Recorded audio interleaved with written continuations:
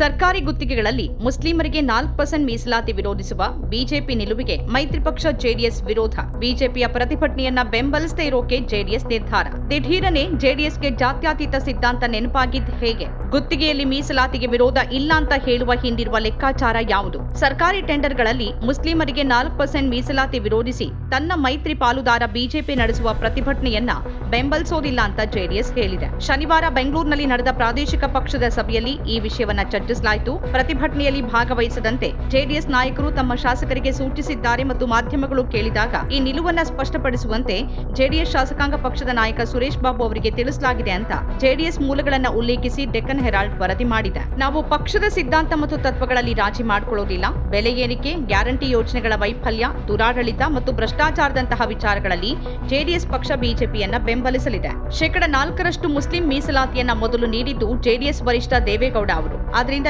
ಈ ವಿಚಾರದಲ್ಲಿ ಬಿಜೆಪಿಯನ್ನ ಜೆಡಿಎಸ್ ಬೆಂಬಲಿಸುವುದಿಲ್ಲ ಅಂತ ಜೆಡಿಎಸ್ ಮೂಲಗಳು ದೃಢಪಡಿಸಿವೆ. ವಿರೋಧ ಪಕ್ಷದ ನಾಯಕ ಆರ್ ಅಶೋಕ್ ಮಾತನಾಡಿ, ಬಿಜೆಪಿ ಈ ಕುರಿತು ಜೆಡಿಎಸ್ ಜೊತೆ ಮಾತುಕತೆಯನ್ನ ನಡೆಸಲಿದೆ. ಮುಸ್ಲಿಂ ಮೀಸಲಾತಿ ವಿರುದ್ಧ ಜೆಡಿಎಸ್ ಪ್ರತಿಭಟನೆ ನಡೆಸಬೇಕು ಅಂತ ಹೇಳಿದ್ದಾರೆ. ಮುಸ್ಲಿಂ ಮೀಸಲಾತಿ ಅಸಂವಿಧಾನಿಕ ಅಂತ ಪ್ರತಿಪಾದಿಸಿ ಕಾಂಗ್ರೆಸ್ ಆಡಳಿತದಲ್ಲಿ ಹಿಂದೂಗಳು ಎದುರಿಸುತ್ತಿರುವ ಅನ್ಯಾಯದ ಬಗ್ಗೆ ಅರಿವು ಮೂಡಿಸೋಕೆ ರಾಜ್ಯಾದ್ಯಂತ ಅಭಿಯಾನವನ್ನ ಕೈಗೊಳ್ಳುವುದಾಗಿ ಬಿಜೆಪಿ ರಾಜ್ಯಾಧ್ಯಕ್ಷ ಬಿವೈ ವಿಜಯೇಂದ್ರ ಅವರು ಘೋಷಣೆ ಮಾಡಿದ್ದಾರೆ. ಮುಸ್ಲಿಂ ಮೀಸಲಾತಿ ಸಂವಿಧಾನ ವಿರೋಧಿಯಾಗಿದೆ. ನಾವು ಕಾಂಗ್ರೆಸ್ ವಿರುದ್ಧದ ಈ ಹೋರಾಟವನ್ನ ತಾರ್ಕಿಕ ಅಂತ್ಯಕ್ಕೆ ಕೊಂಡೊಯ್ತೀವಿ. ನಾವು ಪಕ್ಷದ ನಾಯಕರೊಂದಿಗೆ ಚರ್ಚಿಸ್ತೀವಿ ಮತ್ತು ಶೀಘ್ರದಲ್ಲೇ ಆಂದೋಲನವನ್ನ ಕೈಗೊಳ್ತೀವಿ ಅಂತ ಬಿವೈ ವಿಜಯೇಂದ್ರ ಹೇಳಿದ್ದಾರೆ. ಆದರೆ ಗುತ್ತಿಗೆಯಲ್ಲಿ ಮುಸ್ಲಿಂ ಮೀಸಲಾತಿಗೆ ನಮ್ಮ ವಿರೋಧವಿಲ್ಲ ಅಂತ ಜೆಡಿಎಸ್ ಹೇಳಿರೋದು ಬಿಜೆಪಿಗೆ ದೊಡ್ಡ ಹಿನ್ನಡೆಯಾಗಿದೆ. ಜೆಡಿಎಸ್ ಅನ್ನು ಸೇರಿಸಿಕೊಂಡು ರಾಜ್ಯಾದ್ಯಂತ ದೊಡ್ಡ ಅಭಿಯಾನ ನಡೆಸುವ ಹುಮ್ಮಸ್ಸಿನಲ್ಲಿದ್ದ ಬಿಜೆಪಿಗೆ ಈಗ ನಿರಾಸೆಯಾಗಿದೆ. ಜೆಡಿಎಸ್ ಮುಸ್ಲಿಂ ಮೀಸಲಾತಿಯನ್ನ ವಿರೋಧ ಮಾಡುವುದಿಲ್ಲ ಅನ್ನೋದು ಬಿಜೆಪಿಯ ಹೋರಾಟಕ್ಕೆ ದೊಡ್ಡ ಹಿನ್ನಡೆಯಾಗಿ ಪರಿಣಮಿಸಲಿದೆ. ಹೋದಲ್ಲೆಲ್ಲ ಜೆಡಿಎಸ್ ಯಾಕೆ ಈ ವಿಷಯದಲ್ಲಿ ನಿಮ್ ಜೊತೆಗಿಲ್ಲ ಅನ್ನೋದಕ್ಕೆ ಬಿಜೆಪಿ ಸಮಜಾಯಿಷಿಕೊಡುವ ಪರಿಸ್ಥಿತಿ ನಿರ್ಮಾಣ ಆಗಲಿದೆ. ಅದು ಅಭಿಯಾನದ ತೀಕ್ಷ್ಣತೆಯನ್ನ ಸಾಕಷ್ಟು ಕಡಿಮೆ ಮಾಡಲಿದೆ. ಬಿಜೆಪಿ ಅಭಿಯಾನವೇ ಇದರಿಂದ ಮಂಕಾಗುವ ಸಾಧ್ಯತೆ ಹೆಚ್ಚಿದೆ. ಮಿತ್ರ ಪಕ್ಷವೇ ಜೊತೆಗಿಲ್ಲ ಅನ್ನೋದು ಬಿಜೆಪಿ ಪಾಲಿಗೆ ದೊಡ್ಡ ತೊಡಕಾಗಲಿದೆ. ಆದರೆ ಜೆಡಿಎಸ್ ದಿಢೀರನೆ ಇಂಥದ್ದೊಂದು ನಿರ್ಧಾರವನ್ನ ಹೇಗೆ ತೆಗೆದುಕೊಳ್ತು ಅನ್ನೋದು ಈಗ ಕುತೂಹಲ ಮೂಡಿಸಿದೆ. ಬಿಜೆಪಿ ಜೊತೆ ಮೈತ್ರಿ ಮಾಡಿಕೊಂಡ ಬಳಿಕ ಕುಮಾರಸ್ವಾಮಿ ಹಾಗೂ ನಿಖಿಲ್ ಕುಮಾರಸ್ವಾಮಿ ಬಿಜೆಪಿ ನಾಯಕರ ಧಾಟಿಯಲ್ಲೇ ಮಾತಾಡ್ತಿದ್ರು.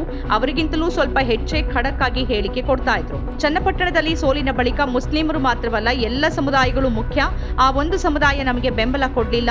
ನಾವು ಇನ್ಮುಂದೆ ಎಲ್ಲ ಸಮುದಾಯಗಳ ವಿಶ್ವಾಸ ಗಳಿಸುವ ಕೆಲಸ ಮಾಡ್ತೀವಿ ಅಂತಾನೆ ಹೇಳಿದ್ರು. ಕುಮಾರಸ್ವಾಮಿ ಅವರು ಕೇಸರಿ ಶಾಲ್ ಹಾಕೊಂಡೇ ಬಿಜೆಪಿ ಶೈಲಿಯಲ್ಲಿ ಭಾಷಣ ಮಾಡ್ತಿದ್ರು. ಈಗ ದಿಢೀರನೆ ಗುತ್ತಿಗೆಯಲ್ಲಿ ಮುಸ್ಲಿಂ ಮೀಸಲಾತಿಗೆ ನಮ್ಮ ವಿರೋಧವಿಲ್ಲ ಅಂತ ಹೇಳಿರುವುದು ಬಿಜೆಪಿಗೆ ಆಶ್ಚರ್ಯ ಮೂಡಿಸಿದೆ. ದೇವೇಗೌಡ್ರೇ ಮೊದಲು ಮುಸ್ಲಿಮರಿಗೆ ಮೀಸಲಾತಿ ಕೊಟ್ಟಿದ್ದು ಅನ್ನೋ ಕಾರಣವನ್ನ ಜೆಡಿಎಸ್ ಮುಂದಿಟ್ಟಿದೆ. ಆದ್ರೆ ಈ ನಿರ್ಧಾರದ ಹಿಂದೆ ನಿಜವಾದ ರಾಜಕೀಯ ಏನಿದೆ ಅನ್ನೋದು ಕುಮಾರಸ್ವಾಮಿ ಹಾಗೂ ನಿಖಿಲ್ ಕುಮಾರಸ್ವಾಮಿ ಅವರಿಗೆ ಮಾತ್ರ ಗೊತ್ತು. ಇತ್ತೀಚೆಗೆ ಜೆಡಿಎಸ್ ಬಿಜೆಪಿಯಿಂದ ದೂರವಾಗ್ತಿದೆ ಅನ್ನೋ ಊಹಾಪೋಹ ಹರಡಿತ್ತು.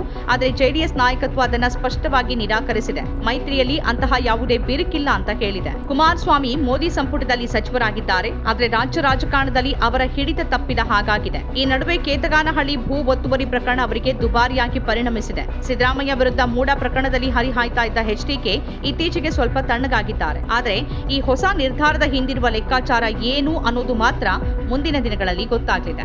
ನಮ್ಮ ಕಾರ್ಯಕ್ರಮಗಳನ್ನ ನೀವು ನೋಡ್ತಾ ಇದ್ರೆ ನಮ್ಮ ಚಾನೆಲ್ ಅನ್ನ ಸಬ್ಸ್ಕ್ರೈಬ್ ಮಾಡಿ, ಪಕ್ಕದ ಬೆಲ್ ಐಕಾನ್ ಒತ್ತಿ ನಮ್ಮನ್ನ ಬೆಂಬಲಿಸಿ.